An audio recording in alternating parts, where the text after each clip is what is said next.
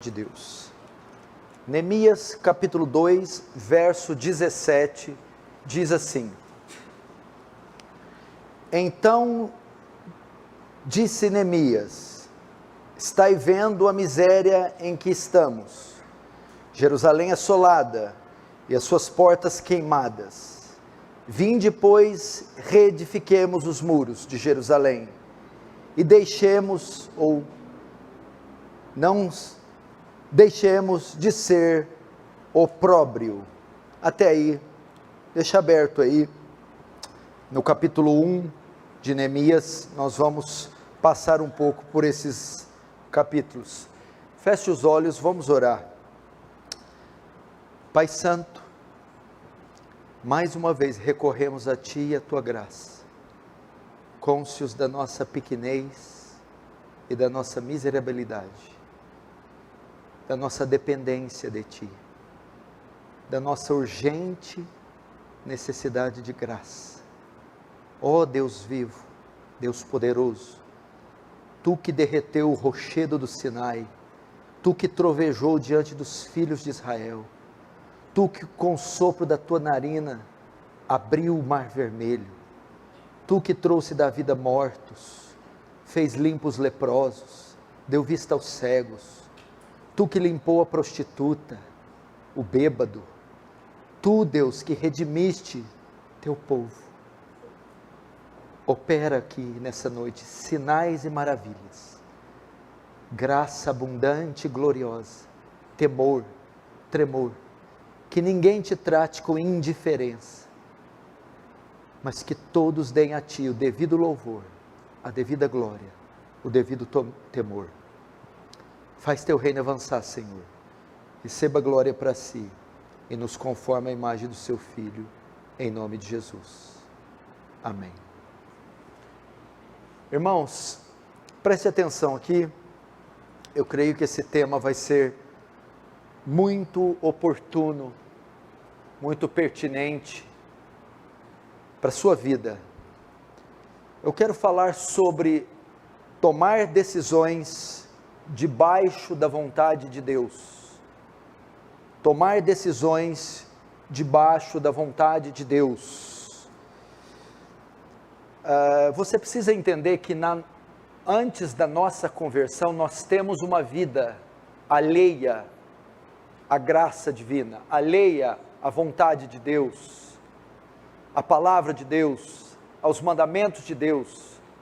Éramos filhos da ira por natureza e seguíamos o curso desse mundo, do príncipe das potestades do ar, do espírito que opera nos filhos da desobediência.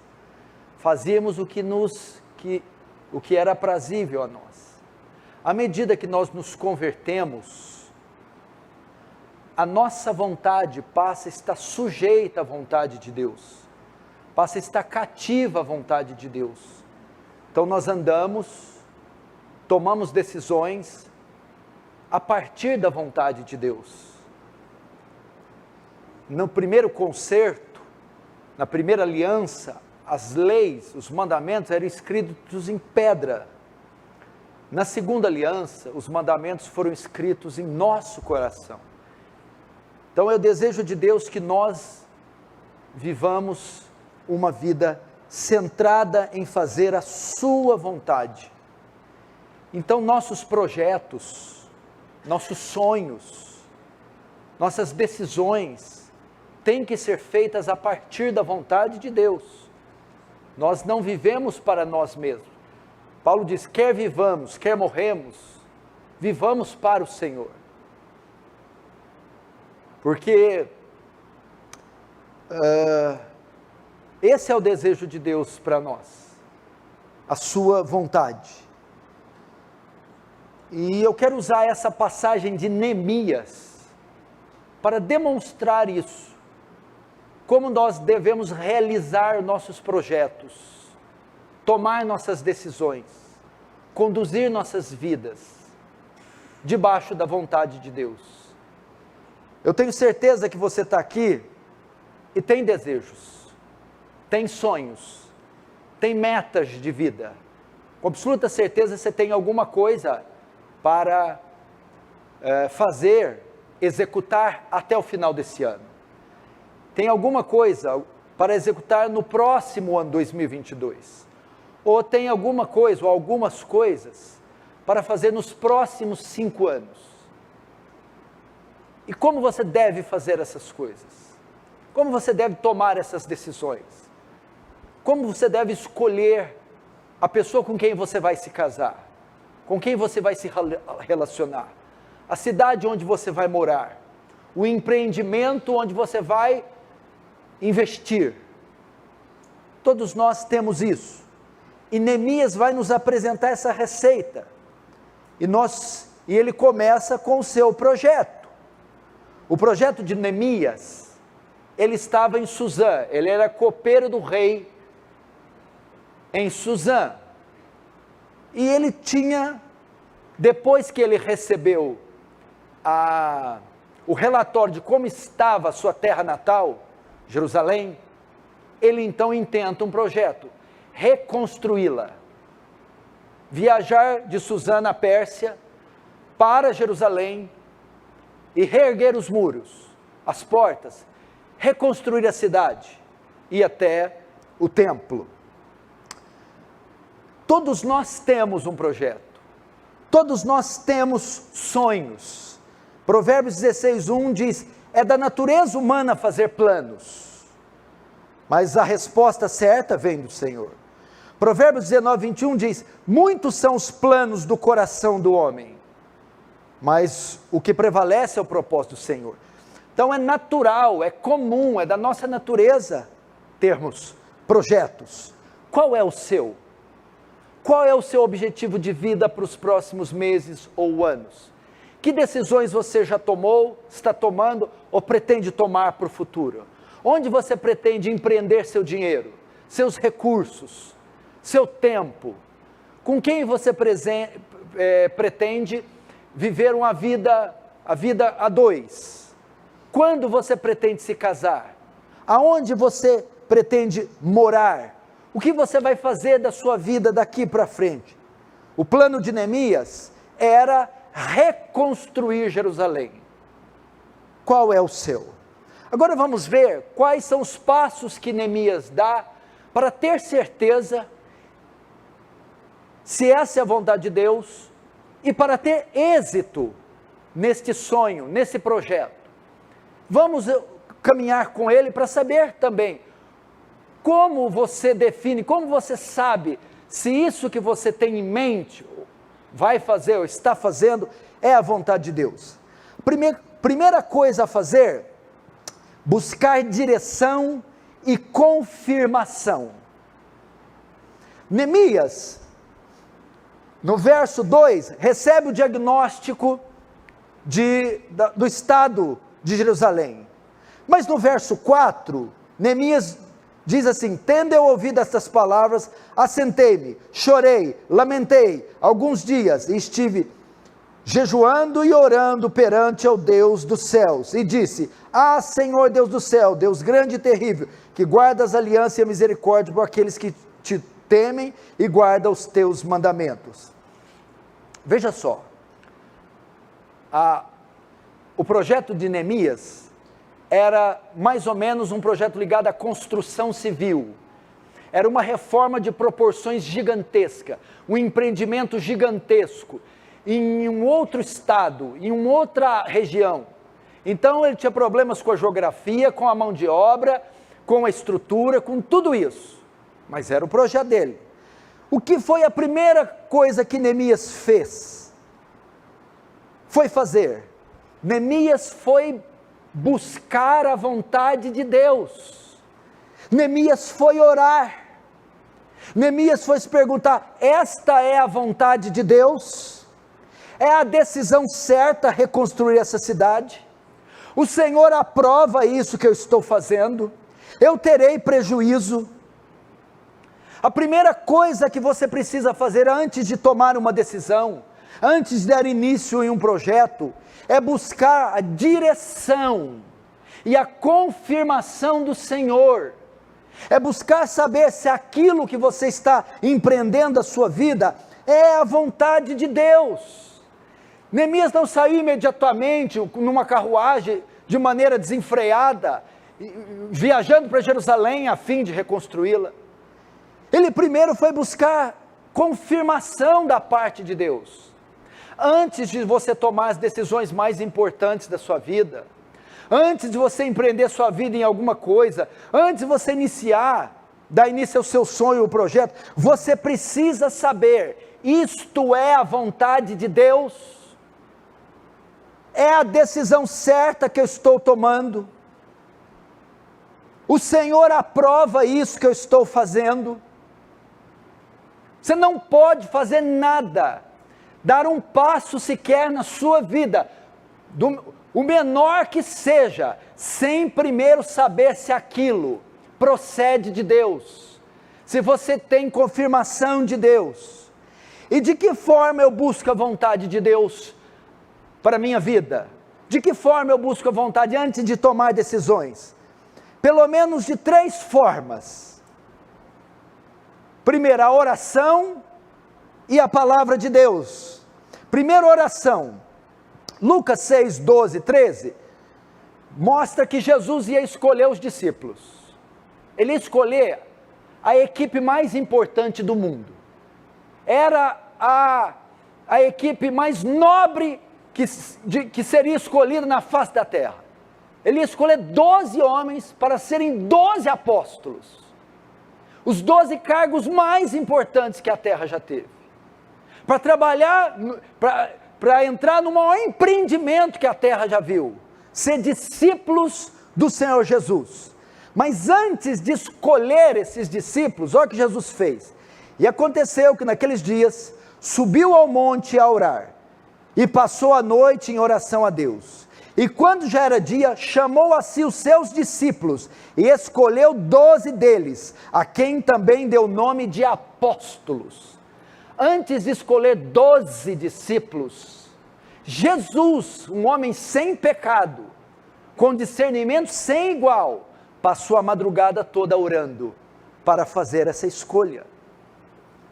Você deve buscar a vontade de Deus primeiro em oração.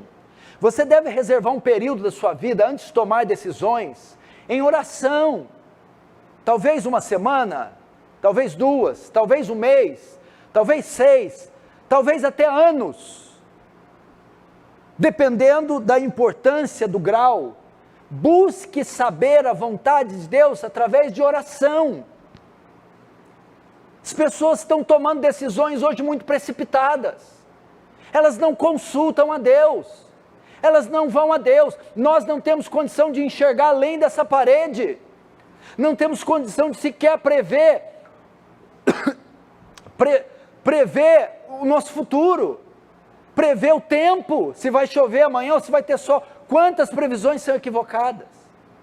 Não temos condição. Só aquele que tem toda a ciência pode saber, ver além da parede, ver além do tempo, saber o futuro. E esse é Deus, que é onisciente. Mas muitos de nós estamos tomando decisões precipitadas, ansiosas, afoitas, motivadas por desejos ilegítimos, por pressões, e não pela vontade de Deus. O texto que o pastor Cunha abriu aqui diz, a oração do Pai Nosso, que é toda didática e doutrinária, diz: Pai Nosso que estais nos céus, santificado seja o teu nome, venha a nós o teu reino, seja feita a tua vontade. Aquela oração, ela está colocada dentro do Sermão do Monte, você esqueceu? O que tem? O Sermão do Monte é a constituição do reino, é a lei do reino, e dentro da constituição do reino, está ordenado que os súditos desse reino devem se submeter à vontade de Deus, orar para que a vontade de Deus seja cumprida. Esse é o nosso desejo. E uma das maneiras de eu saber a vontade de Deus foi o que Neemias fez. Então, tendo ouvido essas palavras, assentei-me, chorei, lamentei, e estive jejuando e orando. Ore a Deus, não tome nenhuma decisão. Não tome nenhuma decisão na sua vida seja a menor que for, sem antes Deus te responder a respeito, sem antes você ter certeza, ter uma confirmação que aquilo é a vontade de Deus. Primeira oração. Segunda maneira de saber a vontade de Deus, ou de buscar a vontade de Deus, através da palavra de Deus. 1 Reis 22, 4, 5. Então perguntou a Josafá, o rei de Israel pergunta a Josafá: irás tu comigo a peleja? Olha, eu tenho um empreendimento aí, entrar numa guerra, você vai entrar comigo, com o teu exército, em Ramote Gileade? Respondeu Josafá, o rei de Israel,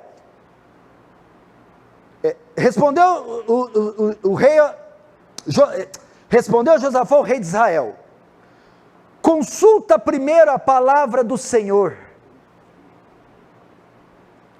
Antes de eu entrar nisso, eu quero saber, primeiro, consulta a palavra de Deus. Lembra quando o rei Josias encontrou o livro da lei e a leu? Quando Neemias leu diante do povo, eles queriam consertar o reino. Josias, Neemias restabelecer a aliança pós-cativeiro. E Josafá queria ter certeza se entrava na guerra com o rei de Israel. Para fazer essas coisas, o que eles fizeram antes? Consultaram a lei do Senhor, a palavra de Deus. A vontade de Deus está revelada na palavra, na sua palavra.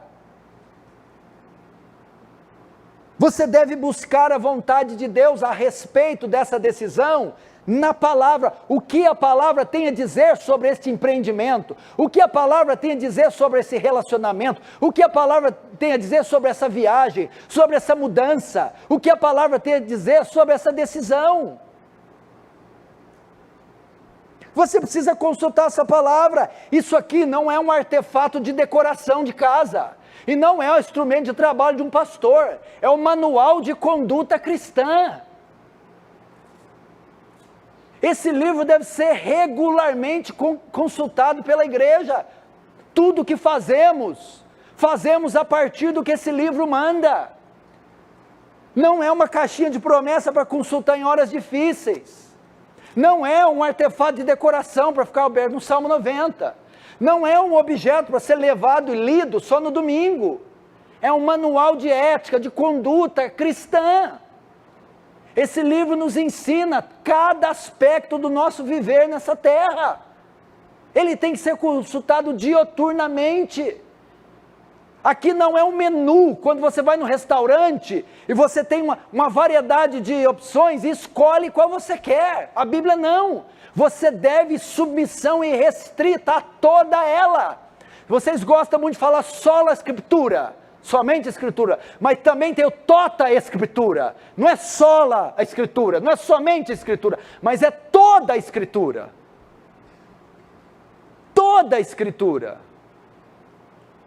O que a Bíblia diz do jeito que você veste, com quem você anda, com quem você se relaciona, como você usa seu dinheiro. A Bíblia deve ser consultada. Mas a Bíblia vai ter resposta para mim? 2 Timóteo 3,16, toda a escritura é inspirada por Deus, e ela é útil para o ensino, para a correção, para a instrução, para que o homem de Deus seja apto para toda boa obra. Ela não é só divina inspirada, ela é suficiente. Vai na Bíblia, gente. Esse monte de crente desnorteado, batendo cabeça, fazendo uma lambança atrás da outra, passando vergonha no reino, dando escândalo, mau testemunho, é porque não vive a sua vida a partir da palavra de Deus, não consulta a Deus nas suas decisões, não reserva dias, meses, anos, para buscar a vontade de Deus, determinada coisa, não se pauta nas escrituras, faz o que apraz, o que convém, o que é certo, o que dá certo e não o que é certo.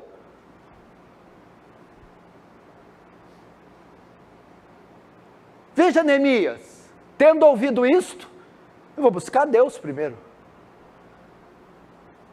eu vou orar, Vou buscar a vontade de Deus. Veja, Josafá, vamos entrar no projeto? Peraí, deixa eu consultar a palavra. Olha que atitude prudente, honesta, digna, reta. Ah, parece bom, vai dar lucro, é bom, vai dar... não, eu não quero saber, eu quero saber o que a palavra diz. É o que me interessa, é o que a palavra diz. Não é quanto eu vou ficar rico, quanto vai me fazer bem, não. Eu quero saber, Deus aprova ou não aprova? Isso é o mínimo que um cristão deve fazer. Foi buscar, olha Davi, gente, 1 Samuel 23, 1:5. E foi anunciado a Davi dizendo: eis que os filisteus pelejam contra a cidade Keila, e a saquearam as eiras. O que Davi fez? E consultou Davi ao Senhor, dizendo: Senhor, irei eu e ferirei esses filisteus? E disse o Senhor Davi: vai, e ferirá os filisteus, e livrará Keila. Davi era o homem mais poderoso do mundo na época, o mais ungido, o guerreiro, ele vencia qualquer um. Davi não precisava, Davi tinha um currículo, um cartel de vitórias, é igual Mike Tyson na década de 80, ele não perdia para ninguém. Tem uma meia dúzia de filisteus incomodando Keila, vamos lá, vamos lá, desembainha esse pato. Não, Davi consultou o Senhor. Irei eu a Keila, pelejarei eu contra os filisteus, vai, peleja. Mas aí aconteceu algo, os homens de Davi não tiveram muita confiança no que ele falou, porém os homens de Davi lhe disseram: eis que tememos aqui em Judá, ou seja, se os filisteus viessem aqui nós não temos muita chance, quanto mais indo a Keila contra os esquadrões filisteus, não vai dar não, Davi. Aí sabe o que Davi fez? Nem sim, nem não. Então Davi tornou a consultar o Senhor. Na dúvida, vai no Senhor de novo. E o Senhor lhe respondeu e disse: levanta-te e desce a Keila, porque te dou os filisteus nas tuas mãos. Então, depois que a vontade de Deus foi revelada para Davi, partiu Davi com seus homens a Keila, e pelejou contra os filisteus, e levou os gados e fez grande estrago entre eles. E Davi livrou os moradores de Keila. Você está vendo porque ele era um homem com tanto sucesso nos empreendimentos dele? Porque ele buscava o Senhor, meu irmão. Precisamos consultar o Senhor. Então, antes de Neemias tinha esse sonho, esse projeto, esse intento, esse desígnio, essa decisão, essa conclusão, essa meta. Mas antes de dar início, dar o primeiro passo, colocar a primeira pedrinha, foi consultar Deus, buscar a direção de Deus, buscar saber se é a vontade de Deus ou não. Primeiro, na palavra, na oração, através da oração. Segundo, através da palavra. Faça isso, meu irmão, por favor.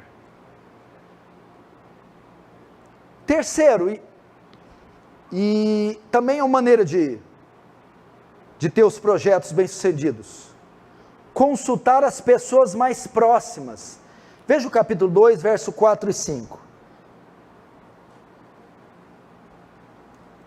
Disse-me o rei: que me pedes agora? Então orei a Deus do céu e disse ao rei: se é do agrado do rei, e se o teu servo acha mercê em tua presença, peço-te que me envies a Judá, as cidades dos sepulcros dos meus pais, para que eu a reedifique.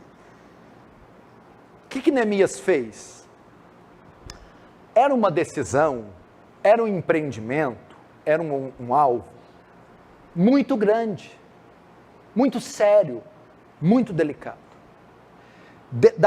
Neemias foi participar o rei, comunicar o rei, foi buscar o consentimento do rei, foi pedir autorização para o rei, a corte a quem ele servia. Você precisa fazer isso, meu irmão. Você não pode tomar uma decisão sozinho. Você precisa buscar conselhos. Você precisa do consentimento de pessoas. Provérbios 24:6 diz assim: com conselhos prudentes tu farás a guerra, e a vitória virá na multidão dos conselheiros. Você não tem condição de pensar tudo, de discernir tudo, de antecipar tudo. Você precisa de outros olhos, outras mentes. A probabilidade de você errar é muito grande.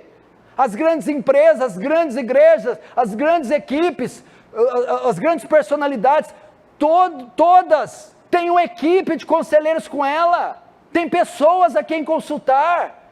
Ninguém toma decisões de grande porte, direções, sem consultar pessoas. Você precisa fazer isso.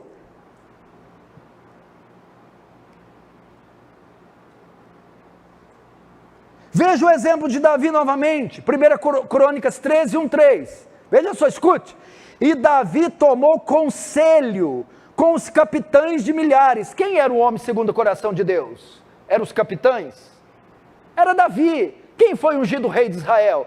Davi. Quem era o grande pastor de Israel? Davi. Quem falava tete a tete, no manto com Deus? Davi. Mas Davi foi tomar decisão, ele tomou conselho com os capitães dos milhares e das centenas, e com todos os líderes, e disse Davi a toda a congregação de Israel: se bem vos parece, se isto vem do Senhor nosso Deus, enviemos depressa mensageiros a todos os nossos outros irmãos em todas as terras de Israel, e os sacerdotes e os levitas nas suas cidades e nos seus arredores, para que se reúnam conosco, e tornaremos a trazer para nós a arca do nosso Deus, porque não a buscamos nos dias de Saul. Veja só, a arca tinha sido roubada na época de Saul pelos filisteus. Agora ela estava em Quirite Jearim, continuava lá com os filisteus. Davi intenta trazê-la para Jerusalém, porque era para lá que ela devia ficar. E no tempo de um dos piores reis, ela foi roubada. Mas para entrar nesse empreendimento, numa batalha pela arca, Davi não fez isso sozinho. Ele consultou os capitães de milhares, de centenas, e os anciãos. Agora vamos ver qual a resposta. Toda a assembleia concordou, pois isso pareceu bem a todo o povo. Davi não fez isso sem o consentimento dos líderes, do povo, dos capitães. Consulte as pessoas, meu irmão. É cada um que toma decisões sem falar com a esposa, sem falar com a igreja, sem falar com ninguém. Neemias, então, antes de iniciar esse projeto, foi falar com o rei, consultar pessoas próximas. Ok, e quem são as pessoas que eu devo consultar antes de iniciar meus projetos? 3 tipos de pessoas você deve consultar. Primeiro, a sua família, marido, esposa e filhos. Amós 3,3, porventura andarão 2 juntos se não estiverem de acordo? Você está tomando decisões, marido, sem o consentimento da sua esposa? A sua esposa tem paz no que você faz? Tem paz na decisão que você tomou? Está de comum acordo com você? Consulte a sua esposa. Quando Deus criou Eva, diz: não é bom que o homem fique só, far-lhe-ei uma auxiliadora, adjutora, que lhe seja idônea. Para que Deus colocou a mulher na vida do marido? Para auxílio, consulta, direção, conselho. A sua mulher sente paz na sua decisão, no seu empreendimento, no seu sonho, na sua obra, está de acordo com você? Se ela não estiver, você tem um forte precedente para não tomar decisão. Segundo, os filhos devem ser consultados. Você vai mudar, você vai tomar decisões sérias, você vai fazer negócios arriscados, consulte seus filhos. O que seus filhos acham, ou seus pais. Você quer se casar, você quer se mudar, você quer fazer esse curso, aquele outro, você quer empreender, você quer fazer alguma coisa, o que os seus pais acham? Peça o aval deles. Eles consentem com isso. Mateus 12, 25, Jesus, conhecendo seus pensamentos, disse-lhe: todo reino dividido contra si mesmo será arruinado, e toda cidade ou casa dividida contra si mesmo não subsistirá. Um projeto que é feito dividido não vai prosperar. Algo que é feito, algo que é feito sob o arrepio da família, não vai prosperar. Tem que haver acordo entre os membros. E o texto está dizendo, a casa dividida. Então, primeiro, que você deve consultar a família. Segundo, você deve participar das autoridades. Os anciãos da igreja. 2 Crônica 18:6, disse porém Josafá: não há ainda aqui algum profeta do Senhor para que o consultemos? Então o rei de Israel disse a Josafá: ainda há um homem por quem podemos consultar no Senhor, este é Micaías, filho de Imlá. Há uma autoridade aqui para ser consultada, há um pastor, há um profeta.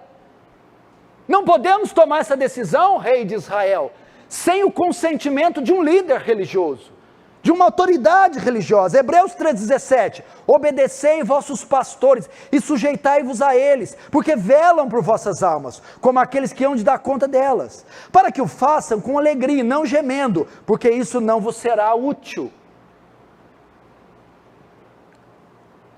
Você sentou com o pastor para explicar essa decisão? Você buscou os anciãos da igreja, os presbíteros, o conselho, antes de tomar essa decisão?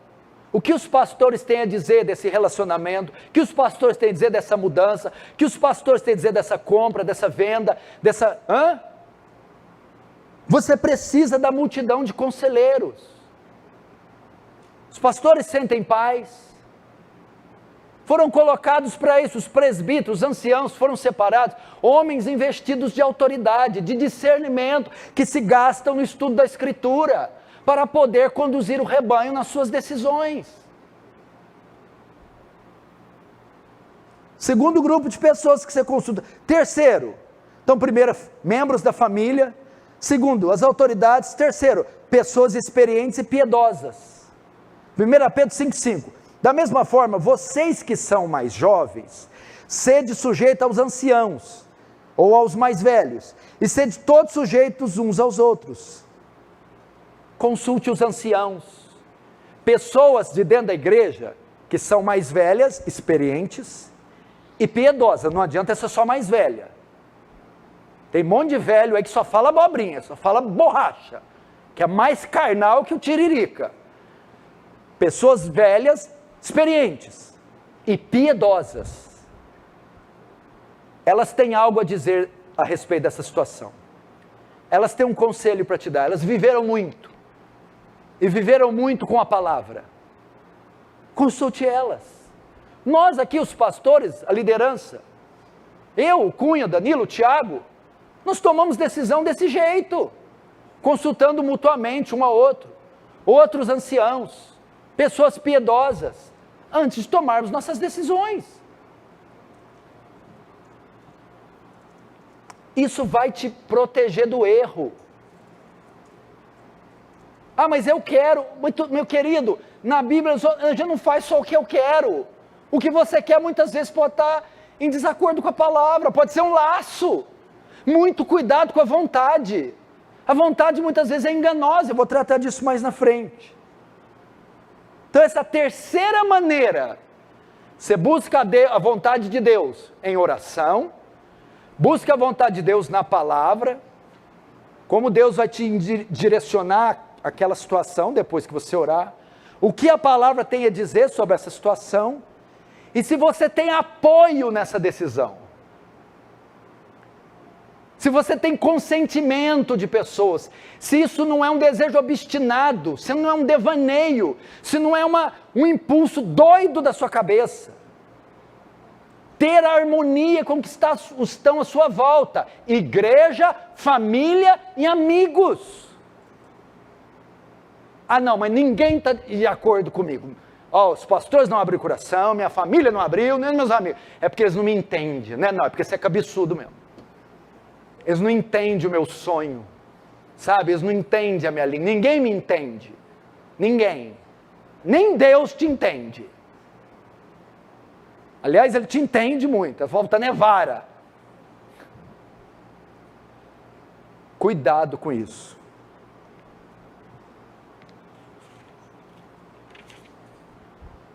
Quarto,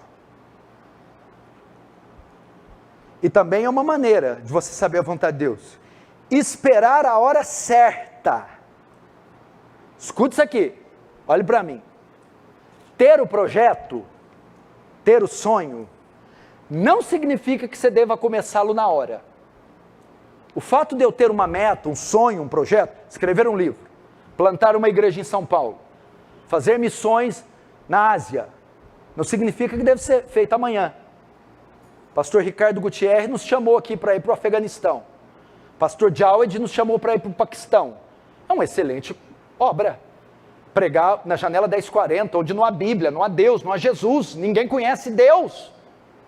Mas será que é hora de eu e o Cunha ir, com 3 esposas jovens e com um monte de crianças? Ter o projeto não significa começar na hora. Veja só, Neemias, escuta, ele elaborou o projeto no mês de Quisleu, que no calendário hebraico refere-se a novembro e dezembro, Quisleu. Mas ele só foi começar a obra no mês de Nissan, março e abril. De quando ele elabora o projeto para o início do projeto, ele esperou um período de 4 meses. Então o projeto começou em novembro. Ele só foi fazer o projeto em março, abril. Só foi iniciar. Por quê? Você tem que esperar. Deu o impulso, a vontade, o desejo, você já planejou, tem uma planta. Pastor, veja só, eu tenho até a torre do edifício, de 186 andares, um luxo, o senhor precisa de ver, tem até o pisca-pisca que vai ficar na ponta, está tudo na minha cabeça. E quando você quer começar? Amanhã. Por que eu devo esperar? Escute. Primeiro, porque pode ser um impulso do seu coração. Jeremias 17:9, enganoso é o coração, mais que todas as coisas, e perverso, quem o conhecerá? Talvez é um impulso, é uma sangria, é uma volúpia, que é enganosa, e você pelo tempo pode ser convencido que aquilo estava errado, que aquilo era só impulso, que aquilo não era vontade de Deus. Por isso você não deve ser dirigido pela vontade, pelo impulso. Neemias, o cara chegou, olha, e aí, como é que vai Hanani lá, como é que está Jerusalém? Jerusalém? Vixe, os muros estão fendidos, as portas queimadas a fogo, o povo está em miséria e desempregado, com muita vergonha. Neemias, meu Deus do céu, pega o cavalo, pega a coisa, vamos para lá. Neemias é louco, ele ia ser morto no caminho. Neemias para, calma, espera, 1, 2, 3, 4 meses. Ter a meta, ter o projeto, não significa que você deva iniciá-lo de imediato. Por quê? Porque aquele desejo, aquele anseio, pode ser enganoso, pode estar te pregando uma peça, pode ser precipitado. Por que pode? Porque a Bíblia diz que enganoso é a vontade, enganoso são as emoções, enganoso é o coração. Ele embota muitas vezes os sentidos, muitas vezes ele nos cega e nos tira a razão, e aquela paixão, aquele fervor, aquele ímpeto, nos faz quebrar a cara. Por isso que tem que esperar. Eu aprendi isso com relação a comprar coisas. Já viu quando você passa numa vitrine e vê uma camisa, ou vê um sapato, a mulher, ou a criança vê uma bicicleta, um brinquedo? Nossa, parece um imã, se cola na vitrine, eu quero, e você fica, aí você vai gastando e contraindo dívida, no final você não aguenta passar o cartão. Esse rapaz disse para mim, quando você vê algo na vitrine e fica morrendo de vontade de comprar, espera 3 dias e depois volta lá. Você vai ver o que acontece. Rapaz, então tá. Eu quero aquela camisa, aquele sapato, eu quero. Passa 3 dias, você vai lá. Aí você olha, nossa, primeiro, não é tão bonita essa camisa que eu não pensava, não. Segundo, pensando bem, eu nem estou precisando de camisa. Terceiro, gente, olha o preço disso aí. Tá maluco de comprar um negócio desse? Quarto, você não compra a camisa. Porque o que te motivou aquele dia era um impulso, um desejo impensado, irracional. É assim que a gente compra carro, troca de casa, muda e só estoura, arrebenta com o nome, porque faz tudo no impulso. Não. Espere as emoções baixar, a razão ser recobrada, o discernimento, aí tome suas decisões. Segundo, por que eu não devo começar de imediato?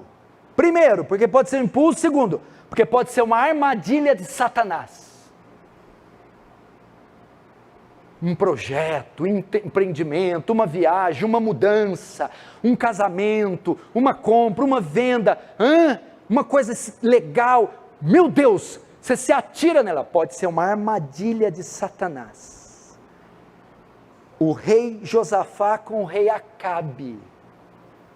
1 Reis 22, 4, diz assim, então se voltou Acabe para Josafá e perguntou, você se ajuntará a mim na batalha para reconquistar Ramat Gileade?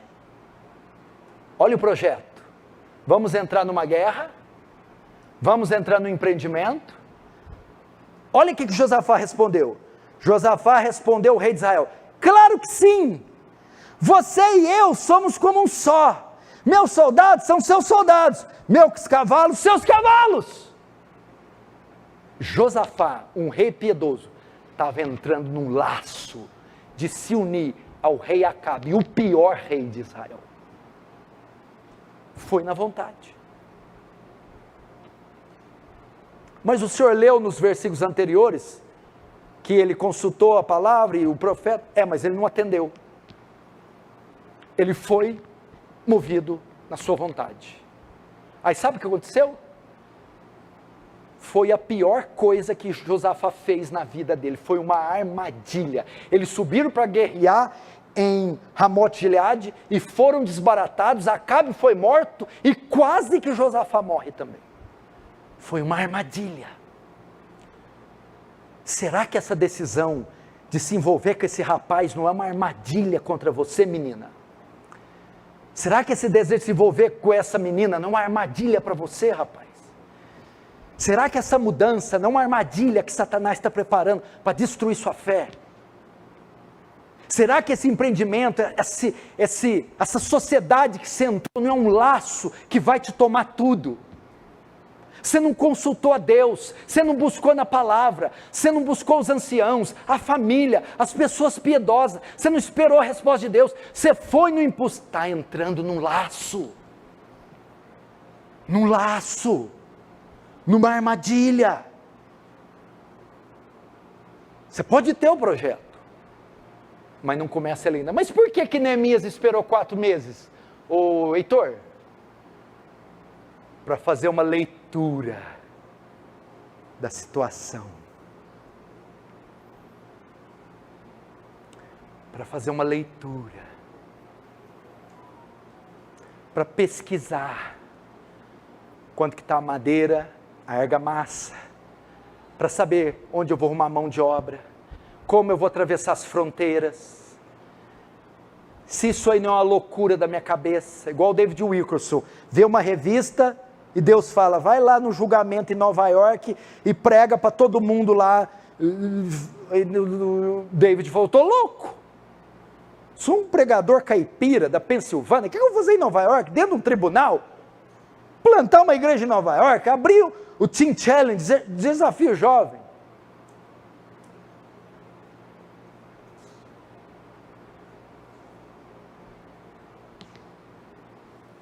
Quer casar? Quero. Agora é a hora? Pode não ser. Quer mudar? Quero. Agora é a hora? Pode não ser. Espera, porque é enganoso o coração e porque pode ser um laço. Como é que eles pegam presas? Urso, como é que se pega urso? Pega leão, alce. Como é que pega rato? Coloca uma armadilha. Aquelas armadilhas comuns nos desenhos dos filmes, né? É aquele gancho com pontiagudo. Você abre ele, pá! O que eles fazem? Abre aquela armadilha, colocam folhas e uma comida. É tão atraente, cheira bem, é mel, não tem nenhum perigo à vista, as folhas cobrem, aí vem o urso, e a armadilha, abocanha e pega. Assim é também muitas coisas, tem aparência, parece inofensivo, parece um bom rapaz, parece um bom empreendimento, mas pode ser um laço. Cuidado. Quinto,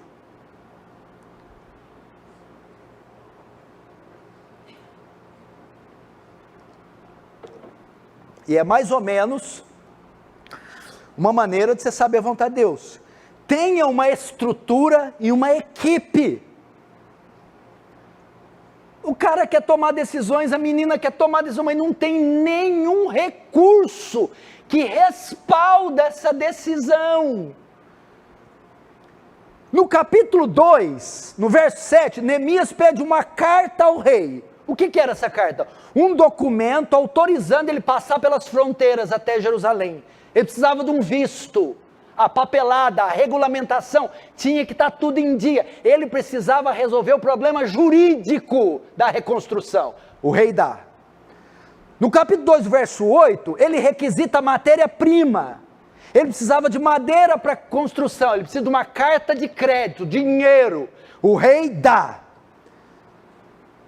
No capítulo 2, no verso 11, ele precisa de uma escolta para ir até lá, porque ele ia passar pelo território inimigo, ele podia ser morto no caminho e nem chegar. O rei concede uma escolta. E no capítulo 3, ele precisa de mão de obra. Como é que vai reerguer uma cidade, um homem sozinho? Isso é um tolo. No capítulo 3, Deus levanta sacerdotes, os de Jericó e os tecoitas. O projeto de Neemias não era fruto de um devaneio do coração, era firmado em bases sólidas. Ele possuía uma equipe e uma estrutura. Essa é uma maneira de saber se é a vontade de Deus que você está fazendo. Como? Você tem uma estrutura, uma equipe que respalda esse sonho, ou é um louco aventureiro? Você tem uma equipe, você tem uma guarnição, uma retaguarda, uma reserva, tudo a respeito dessa decisão. Está correto? Senão não tem como tomar. Você precisa dessa estrutura.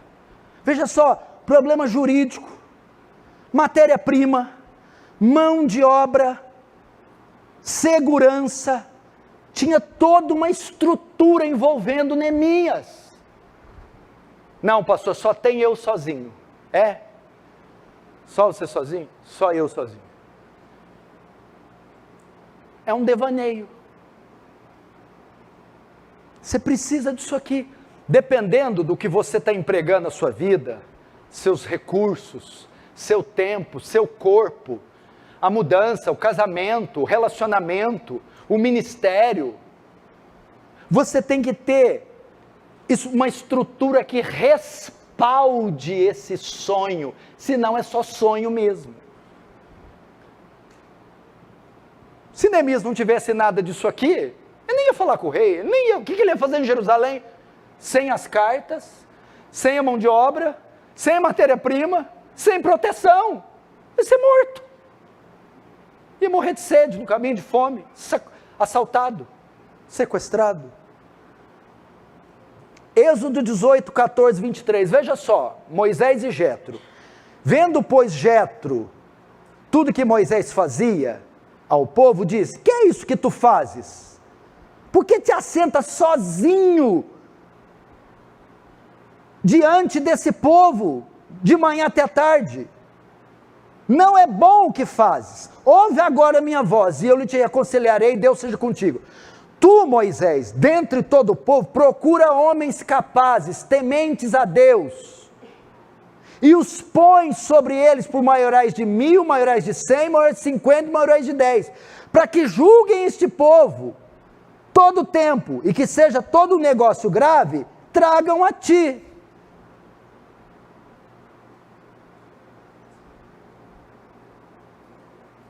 Assim a ti mesmo te aliviarás da carga, e eles a levarão contigo. Se isto fizeres, e Deus te mandar, poderás então subsistir. Jétro fala: Moisés, você está ficando doido, como é que você vai julgar a causa de 2 milhões de israelitas, se queixando o dia inteiro? Você precisa de uma estrutura, você precisa de um staff, você precisa de uma equipe, senão você vai desfalecer e vai matar esse povo junto.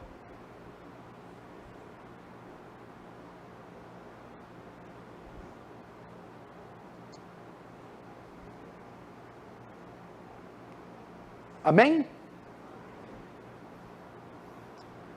Sexto, não se precipitar. Capítulo 2, verso 11. Cheguei a Jerusalém, onde tive 3 dias. Então, à noite, me levantei, e uns poucos homens comigo. Não declarei a ninguém o que o meu Deus me pusera no coração para fazer em Jerusalém. Olha só. Não se precipite em começar até ter certeza. Não se precipite em envolver com essa moça, com esse menino, em tomar essa decisão até ter certeza. Como assim não se precipitar? Veja só, Neemias vai até Jerusalém, e ele não conta para ninguém o que ele quer fazer. O que ele queria fazer? Reconstruir a cidade inteira. Ele não falou para ninguém. Ele não se precipitou declarando: veja, ó, eu vou construir um prédio, eu vou mudar, eu vou me casar, aquele menino eu amo ele, ó, eu vou fazer isso. Ele não contou para ninguém. Primeiro ele vai até lá, para quê? Ele vai olhar as ruínas, ele vai vasculhar, ele vai ter certeza, ele vai sentir o cheiro, o solo da cidade. Ele não conta para ninguém. Não se precipite em declarar isso que você tem no coração para todo mundo, até que você tenha certeza. Muitas pessoas, sem antes calcular os custos, estão aí declarando o que vão fazer para todo mundo. Neemias guardou. Por quê? Porque se ele contasse o que ia fazer, e ele descobrisse que não fosse a vontade de Deus, ele teria que fazer por pressão popular. Foi o que aconteceu com Herodes, quando prometeu que ia dar a cabeça de João Batista para a menina. Pede o que quiser, até metade do reino. Eu quero a cabeça de João Batista numa bandeja. Aí ele teve que cumprir. Por pressão, você vai ter que fazer algo, porque você já declarou para todo mundo. Segundo, se não for vontade de Deus, você que já declarou para todo mundo, não vai fazer, e vai ser envergonhado. A parábola da torre. Um homem que vai construir uma torre e não calcula os gastos, e deixa ali inacabada, e vem pessoas e diz: veja, aquele homem não teve condições de acabar, foi envergonhado. Quando a pessoa, antes de saber a vontade de Deus, ela sai espalhando o seu plano, ela vai ficar obrigada, ela vai ser refém daquelas que ele contou, e vai ter que concluir algo, por pressão. Ou segundo, ela vai ser envergonhada. Uai, não era vontade de Deus você fazer aquilo? Mas não era ele que ia casar? Mas você não ia fazer aquilo? Você não tinha certeza? Não tocou trombone para a cidade inteira? A Bíblia diz assim, ó: não declarei a ninguém o que meu Deus pusera no meu coração para eu fazer. O verso 16 diz: pois até aqui não havia eu declarado coisa alguma, nem aos judeus, nem aos sacerdotes, nem aos nobres, nem aos magistrados, nem aos mais que faziam a obra. Ele não declarou.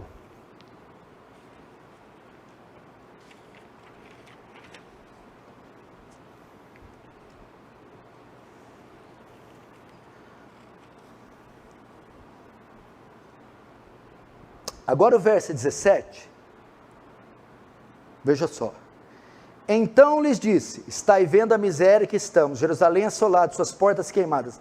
Vim, pois, reedifiquemos os muros de Jerusalém, e deixemos de ser opróbrio.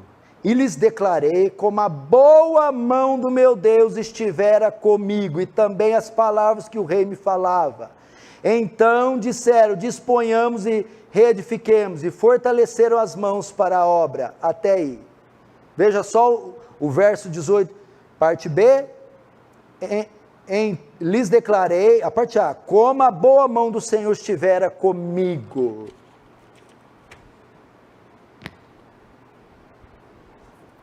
Verso 17, Neemias tem certeza, depois de passar por toda aquela bateria de sinais, que a reconstrução é a vontade de Deus. Então agora, com paz no coração, ele diz: vinde e reedifiquemos, não estejamos mais em opróbrio. Só depois disso que Neemias começou. Irmãos, que aula de Neemias! E detalhe, o projeto de Neemias não era uma grande empresa, um casamento, que é tudo lícito, legítimo, tudo bem, mas o projeto de Neemias é reconstruir a cidade santa, a capital da adoração, onde o templo estava e a arca repousava. Era restituir a aliança e o culto davídico, e mesmo assim consultou a Deus para saber se Deus queria isso, porque quando destruiu no ano 70 o templo de Herodes, o imperador Tito, Deus não quis mais não que reconstruísse. Que aula! Se você perguntar para pastor, o que é o melhor, o bom ou muito? O perto ou longe? A loira ou a morena? O rico ou o pobre? O sul ou o norte? Qual que é o bom? O bom é a vontade de Deus, que é boa, agradável e perfeita, seja aqui ou acolá, com muito ou com pouco, com preto ou com branco, é a vontade de Deus, para que experimenteis qual seja a boa, agradável e perfeita vontade de Deus. O crente se satisfaz com a vontade de Deus, e não com a dele próprio.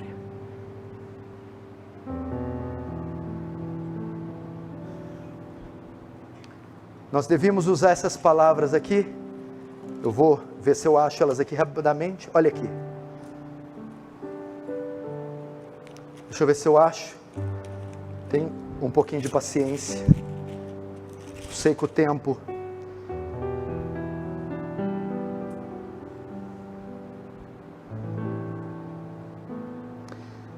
Não me instes para que te deixe e me obrigue a não te seguir, porque onde quer que fores irei, onde quer que pousares ali pousarei, teu povo é meu povo, o teu Deus é meu Deus. Assim nós temos que falar como Ruth: tua vontade é a minha vontade. Olha só que coisa linda. Onde quer que fores, Senhor, irei, onde pousares, Senhor, pousarei, teu povo é meu povo, tua vontade é a minha vontade, teu Deus é meu Deus. Vamos dizer assim para o Senhor. Então, eu concluo dizendo assim: Soraya, que trabalha muito com projetos, sabe qual que é o projeto ideal, Soraya? O projeto que tem 100% de sucesso, a vontade de Deus. Esse é o projeto correto, fazer a vontade de Deus. Vamos fechar nossos olhos. Vamos orar.